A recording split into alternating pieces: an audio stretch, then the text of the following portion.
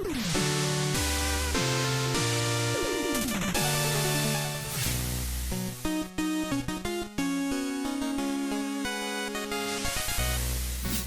guys, this is Eric Bloomquist bringing you another Indie Cafe segment for thebitblock.com, where I will be reviewing indie games found in the Nintendo eShop. Today, I will be talking about the challenging Shovel Knight for Wii U and 3DS.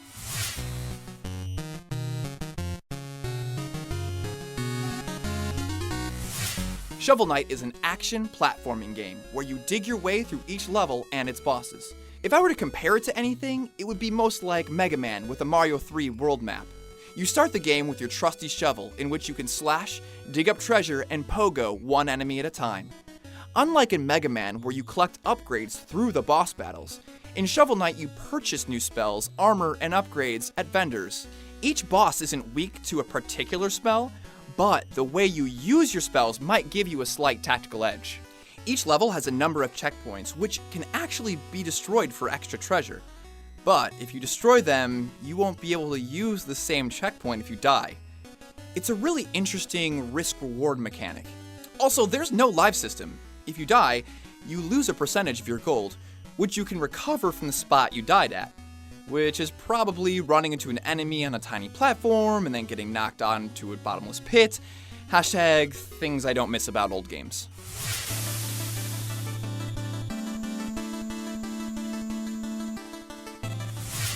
Yacht Club Games limited themselves to only using the 8-bit palette developers used for the original Nintendo, and it's stunningly beautiful.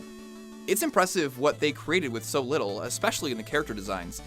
Each boss, or knight, that you face at the end of each level is beautifully rendered, and has a strong silhouette and design. Outside of Pushmo and maybe Mario 3D Land, I never really used the 3D. I didn't think there was a game like this that would even utilize the 3D features. But with an excellent use of parallax, Shovel Knight looks super cool in 3D. Also, Shovel Knight is a great example of using the gamepad or the lower screen to quickly manage your inventory and swap out equipment without ever pausing the game.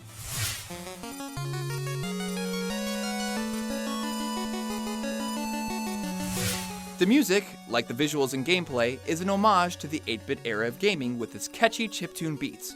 If you're a fan of old-school game music like me, you'll want to add this to your collection. The sound effects are super adorable and fitting, digging your way through each level.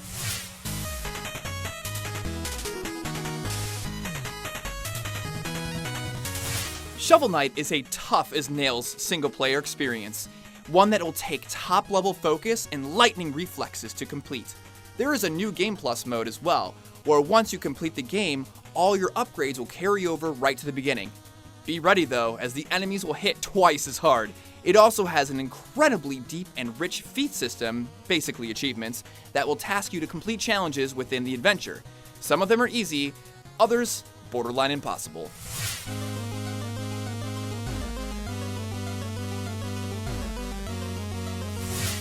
Alright, let's get real. Shovel Knight is great. I mean like, so great.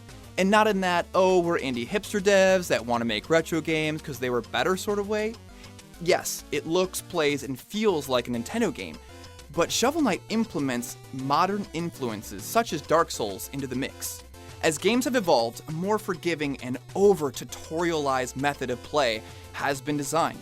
Shovel Knight focuses on what was great about the older generation of games. They could be simple and intuitive. They were challenging, but they asked you to improve and become skilled at the mechanics. There were no tutorials.